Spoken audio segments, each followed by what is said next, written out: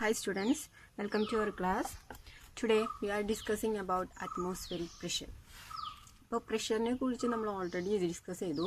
Pressure എന്ന് പറയുന്നത് normal force acting per unit area ആണ്. അതേപോലെ തന്നെ അറ്റ്മോസ്ഫെറിക് പ്രഷർ എന്താണെന്ന് നമ്മൾ മുമ്പത്തെ ഒരു ക്ലാസ്സിൽ ജസ്റ്റ് പറഞ്ഞു വെച്ചിരുന്നു. അറ്റ്മോസ്ഫെറിക് പ്രഷർ എന്ന് പറഞ്ഞാൽ പ്രഷർ എക്സെർട്ടഡ് ബൈ അറ്റ്മോസ്ഫിയർ. അതിന് ഈക്വാലൻ്റ് ആയിട്ടുള്ളൊരു കേസ് ഞാൻ പറഞ്ഞിട്ടുണ്ടായിരുന്നു. നമ്മുടെ സീ ലെവലിൽ നിന്ന് 76 സെൻറ്റിമീറ്റർ ഹൈറ്റ് ഉള്ളൊരു മെർക്കുറി കോളത്തിൽ ആക്ട് ചെയ്യുന്ന പ്രഷറിന് ഈക്വാലൻ്റ് ആണ് ഈ അറ്റ്മോസ്ഫെറിക് പ്രഷർ എന്ന് പറയുന്നത്. അപ്പം ഇത്തരം കാര്യങ്ങൾ നമ്മൾ അറ്റ്മോസ്ഫെറിക് പ്രഷറിനെ കുറിച്ച് പറഞ്ഞു. അപ്പോൾ ഈ മെർക്കുറി കോളത്തിൻ്റെ കേസ് പറഞ്ഞ പോലെ മെർക്കുറി കോളത്തിൽ അതിൻ്റെ സീ ലെവലിൽ നിന്ന് 76 സെൻറ്റിമീറ്റർ എന്ന് പറഞ്ഞു. അത്രയും ഹൈറ്റ് ഉള്ളൊരു മെർക്കുറി കോളത്തിൻ്റെ പ്രഷറുമായിട്ടാണ് നമ്മൾ അറ്റ്മോസ്ഫെറിക് പ്രഷർ ഈക്വാലൻ്റ് ആയിട്ട് കൺസിഡർ ചെയ്യുന്നത്. എന്തുകൊണ്ടാണ് നമ്മൾ അവിടെ സീ ലെവൽ കൺസിഡർ ചെയ്യുന്നത്? എപ്പോഴും നമ്മൾ അറ്റ്മോസ്ഫിയറിക് പ്രഷറിനെ സ്റ്റാൻഡേർഡ് ആയിട്ട് എടുക്കുക സീ ലെവലിലാണ്. അതിന് കാരണം എന്ന് പറഞ്ഞു കഴിഞ്ഞാൽ എവിടെ നോക്കിയാലും അല്ലെങ്കിൽ ഏതൊരു രാജ്യത്ത് നോക്കിയാലും സീ ലെവൽ ഒരുപോലെ ആയിരിക്കും. അപ്പോൾ സാധാരണഗതിയിൽ അറ്റ്മോസ്ഫിയറിക് പ്രഷർ അളക്കാൻ വേണ്ടി നമ്മൾ സീയുടെ അടുത്താണ് കൊണ്ടുവയ്ക്കാറ്. ഇനി നമ്മളിവിടെ കാണാൻ പോകുന്നത് അറ്റ്മോസ്ഫെറിക് പ്രഷർ എങ്ങനെയാണ് മെഷർ ചെയ്യുക. അതേപോലെ തന്നെ അറ്റ്മോസ്ഫെറിക് പ്രഷറിനോടൊപ്പം തന്നെ നമ്മൾ പഠിച്ച മറ്റൊരു പ്രഷറാണ് ഗേജ് പ്രഷർ. അപ്പോൾ എന്താണ് ഗേജ് പ്രഷറും അറ്റ്മോസ്ഫെറിക് പ്രഷറും തമ്മിലുള്ള ഡിഫറൻസ്? ഇപ്പോൾ ഒരു എക്സാമ്പിൾ പറയുകയാണെങ്കിൽ നമ്മൾ കാറ്, അതേപോലെ തന്നെ സ്കൂട്ടർ, ബൈക്കൊക്കെ അതിൻ്റെ വീലിലൊക്കെ നമ്മൾ എയർ അടിക്കും. അപ്പോൾ ആ എയർ അടിക്കുന്ന സമയത്ത് നമ്മുടെ അറ്റ്മോസ്ഫെറിക് പ്രഷറിനേക്കാളും കൂടിയ എമൗണ്ട് ആയിരിക്കും നമ്മൾ ആ വീലിനകത്തേക്ക് അടിക്കുക. അപ്പോൾ എന്തായാലും ആ വീലിനകത്ത് വരുന്നത് അറ്റ്മോസ്ഫെറിക് പ്രഷറിനേക്കാളും കൂടിയ പ്രഷറാണ്. ആ പ്രഷറിനെയാണ് നമ്മൾ ഗേജ് പ്രഷർ എന്ന് പറയുന്നത്. ഓക്കെ, അപ്പോൾ എങ്ങനെയാണ് അറ്റ്മോസ്ഫെറിക് പ്രഷറും അതേപോലെ തന്നെ ഗേജ് പ്രഷറൊക്കെ മെഷർ ചെയ്യാൻ നോക്കാം. ഈ അറ്റ്മോസ്ഫെറിക് പ്രഷർ മെഷർ ചെയ്യാൻ വേണ്ടിയിട്ട് ടോറിസെല്ലി എന്ന് പറയുന്ന ഒരു സയൻറ്റിസ്റ്റ് ഒരു എക്സ്പെരിമെന്റ് സ്റ്റാർട്ട് ചെയ്തു. ആ എക്സ്പെരിമെന്റ് അതുകൊണ്ട് തന്നെ അറിയപ്പെടുന്നത് ടോറിസെല്ലീസ് എക്സ്പെരിമെന്റ് എന്നാണ്. അപ്പോൾ ആ എക്സ്പെരിമെന്റിന്റെ ബേസിലാണ് നമ്മൾ അറ്റ്മോസ്ഫെറിക് പ്രഷറിനെ മെഷർ ചെയ്തത്. ഇനി നമുക്കറിയാം അറ്റ്മോസ്ഫെറിക് പ്രഷർ മെഷർ ചെയ്യാൻ വേണ്ടി നമ്മൾ സാധാരണ യൂസ് ചെയ്യുന്നത് ബാരോമീറ്റർ ആണ്. നിങ്ങൾ കേട്ടിട്ടുണ്ടാവും ബാരോമീറ്റർ. ഓക്കെ, അപ്പോൾ അറ്റ്മോസ്ഫെറിക് പ്രഷർ മെഷർ ചെയ്യാനായിട്ട് നമ്മൾ യൂസ് ചെയ്യുന്ന ഡിവൈസ് ആണ് ബാരോമീറ്റർ. ഇനി ബാരോമീറ്റർ എങ്ങനെയാണെന്ന് നമുക്കൊന്ന് ചെക്ക് ചെയ്യാം. സോ അറ്റ്മോസ്ഫെറിക് പ്രഷർ മെഷർ ചെയ്യുക ബാരോമീറ്റർ യൂസ് ചെയ്തിട്ടാണ് പറഞ്ഞു. ഇനി അങ്ങനെ അറ്റ്മോസ്ഫെറിക് പ്രഷറിനെ മെഷർ ചെയ്തത് ടോറിസെല്ലി ആണ്. അതുകൊണ്ട് തന്നെ ആ എക്സ്പെരിമെന്റ് അറിയപ്പെടുന്നത് ടോറിസെല്ലീസ് എക്സ്പെരിമെന്റ് എന്നാണ്. അപ്പം അതിന്റെ എക്സ്പെരിമെന്റൽ സെറ്റപ്പ് ആണ് ഈ ഫിഗറിൽ കാണുന്നത്. ഇനി എങ്ങനെയാണ് അറ്റ്മോസ്ഫെറിക് പ്രഷർ മെഷർ ചെയ്തെന്ന് നോക്കാം. അപ്പം അതിന് വേണ്ടിയിട്ട് ആദ്യം അദ്ദേഹം കൺസിഡർ ചെയ്ത ഒരു കണ്ടെയ്നറാണ്. ഈ കണ്ടെയ്നറിനകത്തേക്ക് മെർക്കുറി, നമ്മൾ ഫ്ലൂയിഡായിട്ട് ഇവിടെ കൺസിഡർ ചെയ്യുന്നത് മെർക്കുറിയാണ്. അപ്പോൾ ഈ കണ്ടെയ്നറിൽ മെർക്കുറി ഫില്ല് ചെയ്തിട്ടുണ്ട്. അപ്പം എന്തുകൊണ്ടാണ് മെർക്കുറി ഫില്ല് ചെയ്തത്? ഇതിന് പകരം മറ്റ് ഫ്ലൂയിഡ്സ് അല്ലെങ്കിൽ വാട്ടർ, അതുപോലെ ആൽക്കഹോള്, അതുപോലെയുള്ള ഫ്ലൂയിഡ്സ് എന്തുകൊണ്ട് യൂസ് ചെയ്തില്ല? അങ്ങനെ ഒരു ക്വസ്റ്റ്യൻ വരാം. അപ്പോൾ അതിൻ്റെ ആൻസർ നമുക്ക് ഈ ഒരു എക്സ്പെരിമെന്റ് അനലൈസ് ചെയ്തതിന് ശേഷം ഫൈനലി നമുക്ക് മനസ്സിലാവും എന്തുകൊണ്ടാണ് ഇവിടെ മെർക്കുറി മാത്രം യൂസ് ചെയ്തത്. അപ്പോൾ നിങ്ങൾ നീറ്റ് അതേപോലെ അഡ്വാൻസ്ഡ് ആയിട്ടുള്ള എക്സാമുകൾക്കൊക്കെ വരാവുന്ന ഒരു ക്വസ്റ്റ്യൻ ആണ് എന്തുകൊണ്ട് ടോറിസെല്ലീസ് എക്സ്പെരിമെന്റിൽ ഫ്ലൂയിഡായിട്ട് മെർക്കുറി കൺസിഡർ ചെയ്യുന്നത്. അപ്പോൾ അത് നോട്ട് ചെയ്യേണ്ട ഒരു കേസാണ്. അതേപോലെ ആപ്ലിക്കേഷൻ ലെവലിൽ ക്വസ്റ്റ്യൻ ചോദിക്കാവുന്നതാണിത്. ഇനി മെർക്കുറിയുടെ പ്രത്യേകത എന്താണ്? മെർക്കുറി എന്ന് പറയുന്നത് ഹൈ ഡെൻസിറ്റി ഉള്ളൊരു ഫ്ലൂയിഡാണ്, ശരിയല്ലേ? ഇതിന്റെ ഡെൻസിറ്റി നമ്മൾ റിലേറ്റീവ് ഡെൻസിറ്റി കാൽക്കുലേറ്റ് ചെയ്തപ്പോൾ ഡെൻസിറ്റിയുടെ വാല്യൂ പഠിച്ചു. മെർക്കുറിയുടെ 13,600 കിലോഗ്രാം പെർ മീറ്റർ ക്യൂബ് ആണ് ഡെൻസിറ്റി ഓഫ് മെർക്കുറി. അപ്പം നമ്മൾ ഈ ഒരു കണ്ടെയ്നറിൽ ഡെൻസിറ്റി ഫില്ല് ചെയ്തിട്ടുണ്ട്. അതിനുശേഷം ഇവിടെ ഒരു ഗ്ലാസ് ട്യൂബ് കണ്ടുണ്ടോ? ഈ ഗ്ലാസ് ട്യൂബിന്റെ പ്രത്യേകത ഇത് 1 മീറ്റർ ലെങ്ത് ഉള്ള ഒരു ഇവാക്വേറ്റഡ് ഗ്ലാസ് ട്യൂബാണ്. അപ്പോൾ 1 മീറ്റർ ലെങ്ത് ഉള്ള ഒരു ഇവാക്വേറ്റഡ് ഗ്ലാസ് ട്യൂബ്. എന്തുകൊണ്ടാണ് ഈ ലെങ്ത്തിന് ഇത്ര ഇമ്പോർട്ടൻസ്? അതേപോലെ ഇവാക്വേറ്റഡിന്റെ പ്രത്യേകത. ഇവാക്വേറ്റഡ് എന്ന് പറയുന്നത് ഈ ട്യൂബിനകത്ത് എയർ ഒന്നും ഉണ്ടായിരിക്കില്ല, ഡ്രൈ ആയിരിക്കും. ദാറ്റ് മീൻസ് ഇതിനകത്ത് അറ്റ്മോസ്ഫിയറിക് പ്രഷർ ആക്ട് ചെയ്യില്ല. അതാണ് ഇവാക്വേറ്റഡിന്റെ മീനിങ്. ഇതിനകത്ത് അറ്റ്മോസ്ഫിയറിക് പ്രഷർ ഉണ്ടാവില്ല. ദാറ്റ് മീൻസ് ഡ്രൈ ആണ്, ഡ്രൈ എയർ ആണ്. ഓക്കെ, ഇനി 1 മീറ്റർ ലെങ്ത് ഉള്ളത്, അപ്പൊ ഞാൻ പറഞ്ഞു ലെങ്ത്തിന്റെ കാര്യം പറയുന്നത് അത് നിങ്ങൾക്ക് ഫൈനലിൽ കിട്ടും. അപ്പോൾ 1 മീറ്റർ ലെങ്ത് ഉള്ള ഒരു ഗ്ലാസ് ട്യൂബിൽ നമ്മൾ കുറച്ച് മെർക്കുറി ആഡ് ചെയ്യും. എന്തിനാണ് ഈ ഗ്ലാസ് ട്യൂബിനകത്തേക്ക് മെർക്കുറി ആഡ് ചെയ്യുന്നത് വെച്ച് കഴിഞ്ഞാൽ ഒരു കണ്ടിന്യൂവേഷൻ കിട്ടാൻ വേണ്ടിയിട്ടാണ്. ഇനി അതിനുശേഷം നമ്മൾ ഇതാണ് ഇപ്പോൾ ഗ്ലാസ് റോഡ് എന്ന് വിചാരിക്കുക, അല്ലെങ്കിൽ ഗ്ലാസ് ട്യൂബ് എന്ന് വിചാരിക്കുക. അതിനകത്ത് നമ്മൾ മെർക്കുറി ഫില്ല് ചെയ്തിട്ട് കുറച്ച്, വളരെ കുറച്ച് മാത്രമേ ഫില്ല് ചെയ്യുള്ളൂ. അതിന് നേരെ തിരിച്ച് ഈ കണ്ടെയ്നറിനകത്ത് പ്ലേസ് ചെയ്യും. ഓക്കെ, അപ്പോൾ ഈ ഗ്ലാസ് ട്യൂബിനെ നമ്മൾ തിരിച്ചാണ് പ്ലേസ് ചെയ്തേണത്. ഇതാണ് ടോറിസെല്ലിയുടെ എക്സ്പെരിമെന്റൽ സെറ്റപ്പ്. ഓക്കെ, ഇനി ഇവിടെ എന്താണ് നടക്കുന്നത് നോക്കാം. അപ്പോൾ ആദ്യം നമ്മൾ നോക്കേണ്ട കാര്യം, ഇവിടെ നമ്മൾ ഈ ഗ്ലാസ് ട്യൂബിനെ ഡിപ്പ് ചെയ്യുന്ന സമയത്ത് ഇതിൽ ആക്ട് ചെയ്യുന്ന പ്രഷർ ഏതൊക്കെയാണെന്ന് നോക്കാം. ഓക്കെ, അപ്പം നമുക്കറിയാം ഇവിടെ ഈ പോർഷനിൽ എന്തുണ്ടായിരിക്കും, അറ്റ്മോസ്ഫിയറിക് പ്രഷർ ഉണ്ടായിരിക്കും. ശരിയല്ലേ? അറ്റ്മോസ്ഫിയറിക് പ്രഷർ ആക്ട് ചെയ്യും. നമുക്കറിയാം ഇതിനകത്ത് പ്രഷർ ഉണ്ടാവോ? ഇല്ല. നമ്മൾ പറഞ്ഞു ഇവാക്യുവേറ്റഡ് ഗ്ലാസ് ട്യൂബാന്ന് പറഞ്ഞതുകൊണ്ട് ഇതിനകത്ത് എന്തായാലും പ്രഷർ ഉണ്ടായിരിക്കില്ല. ഇനി നമുക്കറിയാം ഒരു ഫ്ലൂയിഡിൽ മുകൾ ഭാഗത്ത് നിന്ന് പ്രഷർ വന്നു കഴിഞ്ഞാൽ എന്ത് സംഭവിക്കും? സാധാരണഗതിയിൽ സംഭവിക്കുന്ന കാര്യമാണ്, ഈ മുകൾ ഭാഗത്ത് നിന്ന് പ്രഷർ വന്നു കഴിഞ്ഞാൽ ഇതൊരു ഗ്ലാസ് ട്യൂബാണ്, ഇതിന്റെ ഈ എൻഡ് ഓപ്പൺ ആണ്, ഇതിലൂടെ ഇവിടെയുള്ള ഫ്ലൂയിഡ് അകത്തേക്ക് കയറും. ശരിയല്ലേ? ദാറ്റ് മീൻസ് ഇവിടെ നമ്മളുടെ ഓൾറെഡി കുറച്ച് മെർക്കുറി ഉണ്ട്, അതെന്തിനു വേണ്ടിയിട്ടാണ്? ഇതിന്റെ കണ്ടിന്യൂഷൻ കിട്ടാൻ വേണ്ടിയിട്ടാണ്. അപ്പൊ നമുക്കറിയാം ഇവിടത്തെ അറ്റ്മോസ്ഫിയറിക് പ്രഷർ കൊണ്ട് ഇതിനകത്തുള്ള മെർക്കുറിക്കൊരു റേസ് ഉണ്ടാവും, അല്ലെങ്കിൽ മെർക്കുറിയുടെ ഹൈറ്റ് ചേഞ്ച് ചെയ്യും. ശരിയല്ലേ? അപ്പോൾ മെർക്കുറി റേസ് ചെയ്തു, ഇതിനകത്ത് മെർക്കുറിയിലൊരു റേസ് വന്നു. അപ്പോൾ ആ റേസ് വരുന്ന ഹൈറ്റിനെ നമുക്ക് h ആയിട്ട് കൺസിഡർ ചെയ്യാം. അപ്പോൾ എത്രയാണോ മുമ്പുണ്ടായിരുന്നത് അവിടെ നിന്ന് തുടങ്ങി എത്ര വരെയാണോ അത് റേസ് ചെയ്തത് ആ ഡിഫറൻസ് ആണ് ഇവിടെ ഹൈറ്റിന്റെ ഡിഫറൻസ്, അല്ലെങ്കിൽ ഹൈറ്റ്. ശരിയല്ലേ? അപ്പൊ ഈ ഹൈറ്റ് ഇവിടെ ഡിപ്പെൻഡ് ചെയ്യണത് എന്തിനാണ്? അല്ലെങ്കിൽ ഈ ഹൈറ്റ് എന്ന് പറയുന്നത് പ്രൊപ്പോർഷണൽ ടു ഇവിടെ വരുന്ന ആക്ട് ചെയ്യുന്ന അറ്റ്മോസ്ഫിയറിക് പ്രഷർ ആണ്. So we can write as ഇവിടുത്തെ അറ്റ്മോസ്ഫിയറിക് പ്രഷർ എന്ന് പറയുന്നത് proportional to height of the mercury column. ശരിയല്ലേ? Height of the mercury column. നമുക്കറിയാം പ്രൊപ്പോർഷണാലിറ്റി സൈൻ കളയാനാണ് നമ്മൾ കോൺസ്റ്റന്റ് കൊണ്ട് മൾട്ടിപ്ലൈ ചെയ്യുന്നത്. ആ കോൺസ്റ്റന്റ് ആണ് ഇവിടെ അറ്റ്മോസ്ഫിയറിക് പ്രഷർ അല്ലെങ്കിൽ പ്രഷർ എന്ന് പറയുന്നത് റോ ജി ആയിട്ട് നമ്മൾ കൺസിഡർ ചെയ്യുന്നത്. സോ പ്രഷർ എന്ന് പറയുന്നത് എന്ത് വന്നു? Raw G H. So atmospheric pressure measure ചെയ്യുന്നത് എങ്ങനെയാണ്? Raw G H. ഈ ഒരു ടേം നമ്മൾ ഓൾറെഡി പഠിച്ചു കഴിഞ്ഞതാണ്. ഈ ഒരു ഇക്വേഷൻ പ്രഷർ എന്ന് പറയുന്നത് rho into G into H ആണ്. റോ എന്ന് പറയുന്നത് ഡെൻസിറ്റി ഓഫ് ദി ഫ്ലൂയിഡ് ആണ്, ജി എന്ന് പറയുന്നത് ഗ്രാവിറ്റി ആണ്, എച്ച് എന്ന് പറയുന്നത് ഹൈറ്റ് ആണ്. ഇനി നമ്മൾ ഇവിടെ മെർക്കുറിക്ക് ഒരു ഹൈറ്റ് ഉണ്ടായെന്ന് പറഞ്ഞു. ആ ഹൈറ്റിന്റെ വാല്യൂ ടോറിസെല്ലി കാൽക്കുലേറ്റ് ചെയ്തപ്പോൾ, അപ്പൊ ഹൈറ്റ് മെഷർ ആയിട്ട് ഈ ഗ്ലാസ് ട്യൂബിൽ തന്നെ ഒരു സ്കെയിൽ ഉണ്ട്. ആ സ്കെയിൽ വെച്ചിട്ടാണ് ഈ ഹൈറ്റിനെ മെഷർ ചെയ്തത്. ആ ഹൈറ്റ് മെഷർ ചെയ്തപ്പോൾ കിട്ടിയ വാല്യൂ എന്ന് പറയുന്നത് എച്ചിന്റെ വാല്യൂ 76 സെന്റിമീറ്റർ. അതല്ലെങ്കിൽ നമുക്കിനി മീറ്ററിൽ പറയുമ്പോൾ 0.76 മീറ്റർ.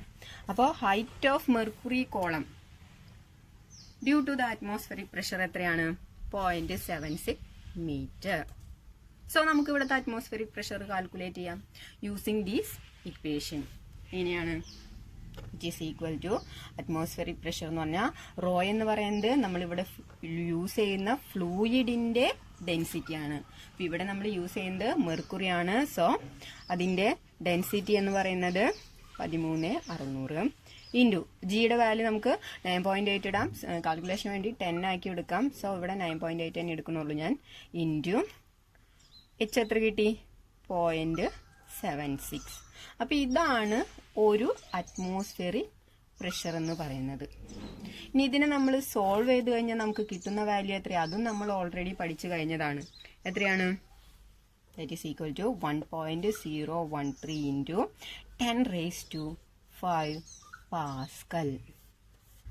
ഓക്കെ, അപ്പോൾ അറ്റ്മോസ്ഫിയറിക് പ്രഷർ, 1 അറ്റ്മോസ്ഫിയറിക് പ്രഷർ എന്ന് പറഞ്ഞാൽ 1.013 into 10⁵ പാസ്കൽ. ഇനി എന്തുകൊണ്ടാണ് ഇവിടെ മെർക്കുറി റേസ് വരുന്നത്? നമുക്കറിയാം ഇവിടെ പ്രഷർ കുറവാണ്, ഇവിടെ ഇല്ല, ശരിയല്ലേ? ഇവിടെ പ്രഷർ കൂടുതലാണ്. സാധാരണഗതിയിൽ ഫ്ലൂയിഡ് അല്ലെങ്കിൽ ലിക്വിഡ് ആയാലും പ്രഷർ കൂടിയതിൽ നിന്ന് കുറഞ്ഞതിലേക്കാണ് ഫ്ലോ ചെയ്യുക. ആ ഒരു കോൺസെപ്റ്റ് തന്നെ ഇവിടെയും ചിന്തിച്ചാൽ മതി. സോ ഇതാണ് ടോറിസെല്ലിയുടെ എക്സ്പെരിമെന്റൽ സെറ്റപ്പ്. അതിൽ നിന്നാണ് അറ്റ്മോസ്ഫെറിക് പ്രഷറിന് ഒരു വാല്യൂ കിട്ടിയത്. അറ്റ്മോസ്ഫെറിക് പ്രഷർ എന്ന് പറയുന്നത് 1.013 into 10⁵ പാസ്കൽ. ഓക്കെ, ഇനി ഞാൻ നേരത്തെ ചോദിച്ച ക്വസ്റ്റ്യൻ, എന്തുകൊണ്ടാണ് നമ്മൾ 1 മീറ്റർ ലെങ്ത് ഉള്ള ഗ്ലാസ് ട്യൂബ് ഇവിടെ കൺസിഡർ ചെയ്തത്? അതിന്റെ ആൻസർ നോക്കിയേ. ടോറിസെല്ലി എക്സ്പെരിമെന്റ് ചെയ്തപ്പോൾ കിട്ടിയ ഹൈറ്റ് എന്ന് പറയുന്നത് 76 സെന്റിമീറ്റർ ആണ്. അപ്പൊ നമ്മൾ 1 മീറ്ററെങ്കിലും ലെങ്ത് ഉള്ള ഗ്ലാസ് ട്യൂബ് എടുത്തില്ല എന്നുണ്ടെങ്കിൽ നമുക്ക് ഈ ഹൈറ്റ് മെഷർ ചെയ്യാനായിട്ട് സാധിക്കില്ല.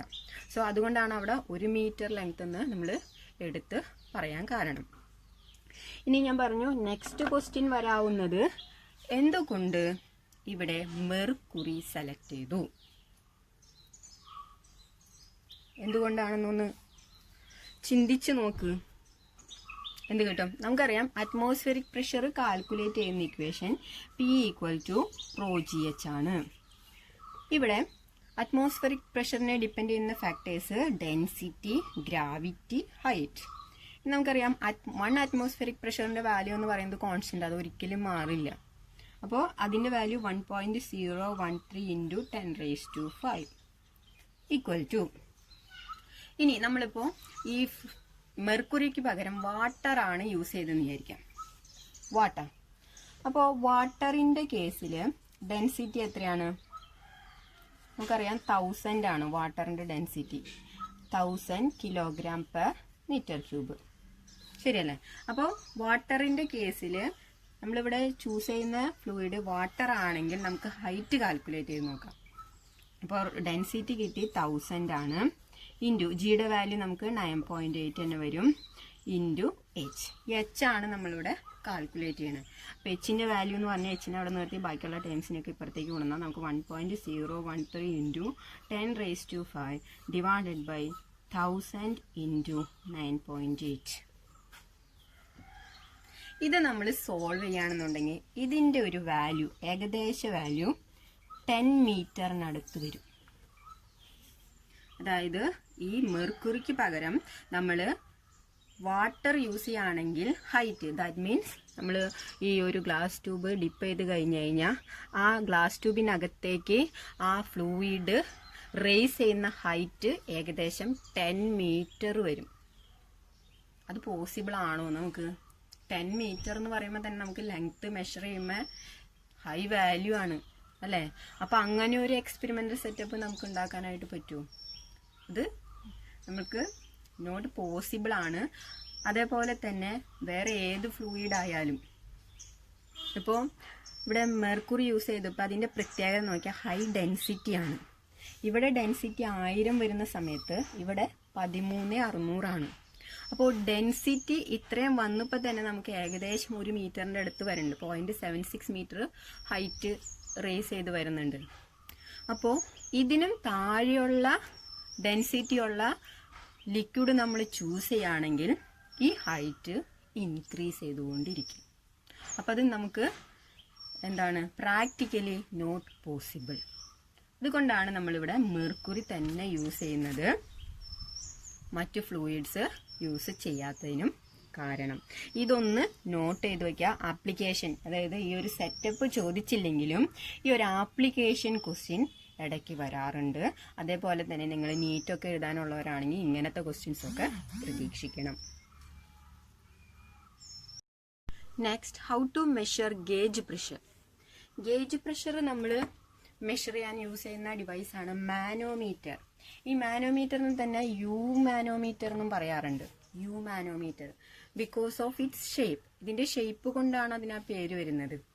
ഇതാണ് അതിന്റെ ഒരു എക്സ്പെരിമെന്റൽ സെറ്റപ്പ് എന്ന് പറയുന്നത്. ഒരു യു ഷേപ്പിലുള്ള ഒരു ട്യൂബ് ഉണ്ടായിരിക്കും. ഇതിനകത്ത് നമ്മൾ മെർക്കുറി ഫില്ല് ചെയ്തിട്ടുണ്ടാവും. ഓക്കെ, കുറച്ച് മെർക്കുറി ഫില്ല് ചെയ്തിട്ടുണ്ടാവും. അപ്പോൾ ഇതിന്റെ കേസിലൊക്കെ നമ്മൾ യൂസ് ചെയ്യുന്ന ഫ്ലൂയിഡ് എന്ന് വെച്ചാൽ മെർക്കുറി തന്നെയാണ്. ഇനി ഗേജ് പ്രഷർ. അപ്പൊ ഗേജ് പ്രഷറിന്റെ പ്രത്യേകത അത് അറ്റ്മോസ്ഫിയറിക് പ്രഷറിനേക്കാളും ലാർജ് ആയിരിക്കും, നമുക്കറിയാം. അപ്പൊ ഈ ഗേജ് പ്രഷർ കണ്ടുപിടിക്കേണ്ടത് നമ്മൾ ഈ ഒരു പോർഷനുമായിട്ടാണ് കണക്ട് ചെയ്യാം. അപ്പൊ ഇനിയിപ്പോ ഇവിടെ നമ്മൾ ഒന്നും കണക്ട് ചെയ്യണില്ല എന്ന് വിചാരിക്കും. ഇതിപ്പോ ഈ ഒരു എക്സ്പെരിമെന്റ്, അതായത് പ്രഷർ കണ്ടുപിടിക്കണ ഒന്നുമില്ല.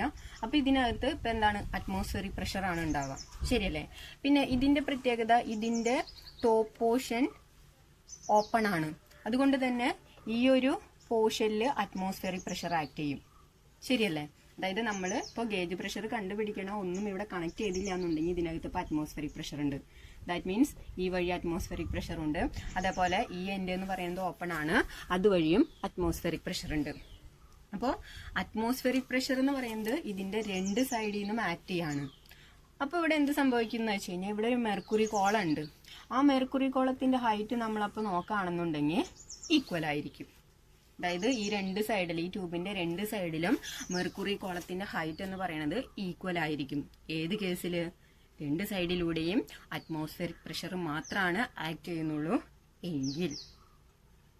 ഓക്കെ, ഇപ്പൊ നമുക്ക് പറയാം ടു സൈഡിലും അറ്റ്മോസ്ഫിയറിക് പ്രഷർ ആണെങ്കിൽ ഹൈറ്റ് ഓഫ് HG എന്ന് പറയുന്നത് സെയിം ആയിരിക്കും. ഇനി അതല്ല, നമ്മൾ ഗേജ് പ്രഷർ അളക്കേണ്ട ഒരു ഒബ്ജക്റ്റുമായിട്ട് ഈ പോർഷൻ കണക്ട് ചെയ്തു എന്ന് വിചാരിക്കും.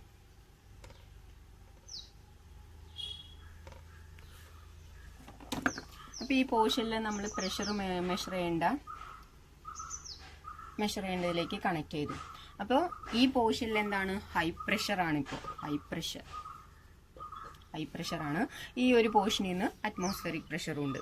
അപ്പൊ നമുക്ക് നാച്ചുറൽ വേയിൽ നമ്മൾ ചിന്തിച്ചാൽ നമുക്കറിയാം, ഈ ഭാഗത്ത് പ്രഷർ കൂടി വന്നാൽ ഈ മെർക്കുറി കോളത്തിന് എന്ത് സംഭവിക്കും? അപ്പൊ ഇതിങ്ങനെ തള്ളി തള്ളി ഈ സൈഡ് ഹൈറ്റ് കുറയും, പക്ഷെ ഈ സൈഡിലേക്ക് മെർക്കുറിയുടെ ഒരു റേസും ഉണ്ടാവും, ശരിയല്ലേ? എപ്പോഴാണ് ഗേജ് പ്രഷർ വരുമ്പോൾ, ദാറ്റ് ഈസ് ഈ പോർഷനിൽ high pressure, that means atmospheric പ്രഷറിനേക്കാളും കൂടിയൊരു പ്രഷർ വന്നു കഴിഞ്ഞാൽ, അങ്ങനെ ഒരു ഡിവൈസ് ആണ്, മീൻസ് അത് ഗേജ് പ്രഷർ ആണ്, ഒരു മെറ്റീരിയലിന്റെ ഗേജ് പ്രഷർ ആണ് മെഷർ ചെയ്യണമെന്നുണ്ടെങ്കിൽ ഇവിടെ അറ്റ്മോസ്ഫിയറിക് പ്രഷറിനേക്കാളും ലാർജ് ആയിരിക്കും. സോ ഓട്ടോമാറ്റിക്കലി മെർക്കുറി കോളം ഈ സൈഡ് ഹൈറ്റ് കുറയും, അപ്പുറത്തെ സൈഡിലേക്ക് ഹൈറ്റിനൊരു റേസും ഉണ്ടായിരിക്കും, ശരിയല്ലേ? അപ്പൊ ഹൈറ്റിൽ വരുന്ന റേസ്, അതായത് മുമ്പ് ഇവിടെയാണ് ഉണ്ടായിരുന്നത്, ഇപ്പൊ അത് ഇവിടെയായി. ഈ ഹൈറ്റ് ഡിഫറൻസ് ആണ് നമ്മൾ H ആയിട്ട് കൺസിഡർ ചെയ്യാം.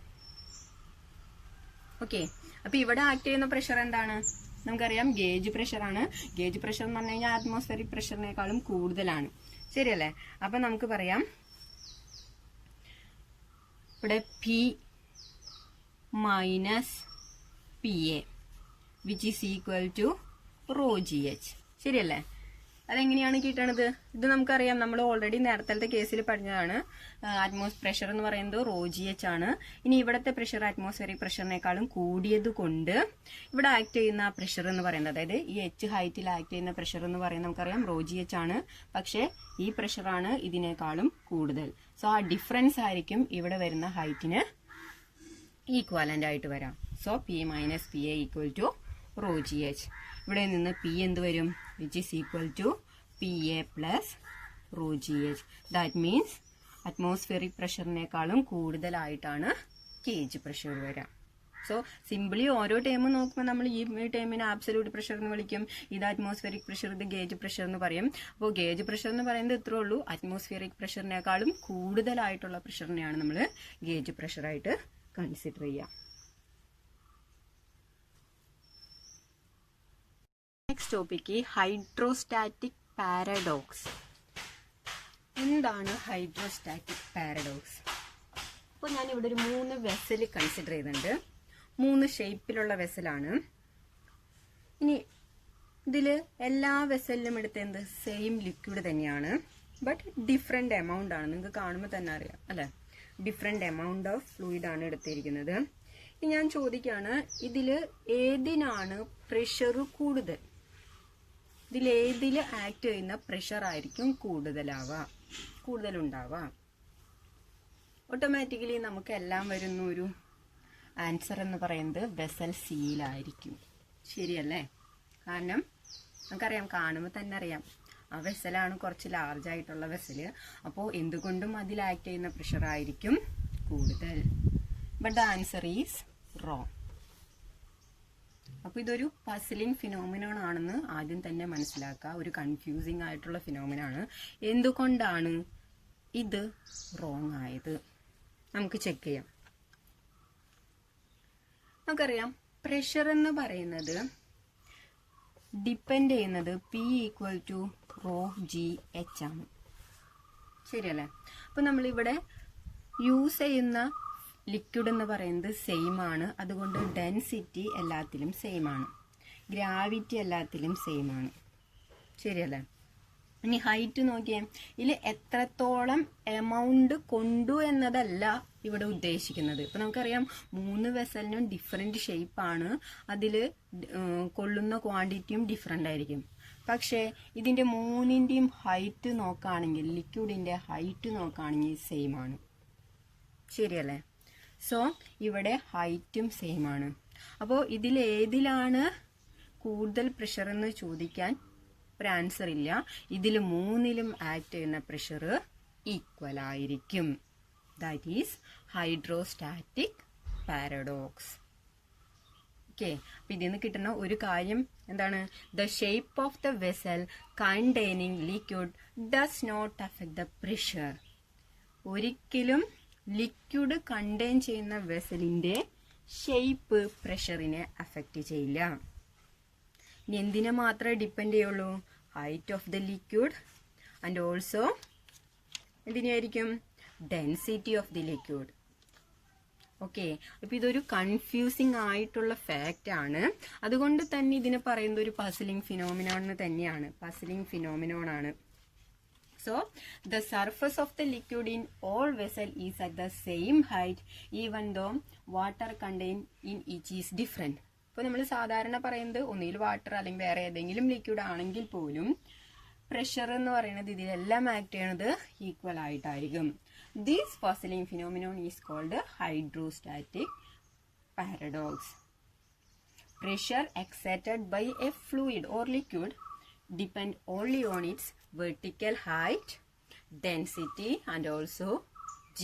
ഇതെപ്പോഴും ക്വസ്റ്റ്യൻ വരാറുള്ളതാണ്. ഇപ്പോൾ ഡിഫറെൻറ്റ് ഷേപ്പിലൊക്കെ ആയിരിക്കും തരാം. പക്ഷേ നിങ്ങൾ ചെക്ക് ചെയ്യുക, ഹൈറ്റ് സെയിം ആണോ നോക്കുക, ഒരേ ലിക്വിഡ് ആണോ എന്ന് നോക്കുക. അങ്ങനെയാണെങ്കിൽ അതിൽ ആക്ട് ചെയ്യുന്ന പ്രഷർ എല്ലാം ഈക്വൽ ആയിരിക്കും. This phenomenon is known as hydrostatic paradox. ഇത് ചോദിക്കാറുള്ള ക്വസ്റ്റ്യൻ ആണ്, അതൊന്ന് നോട്ട് ചെയ്യാം.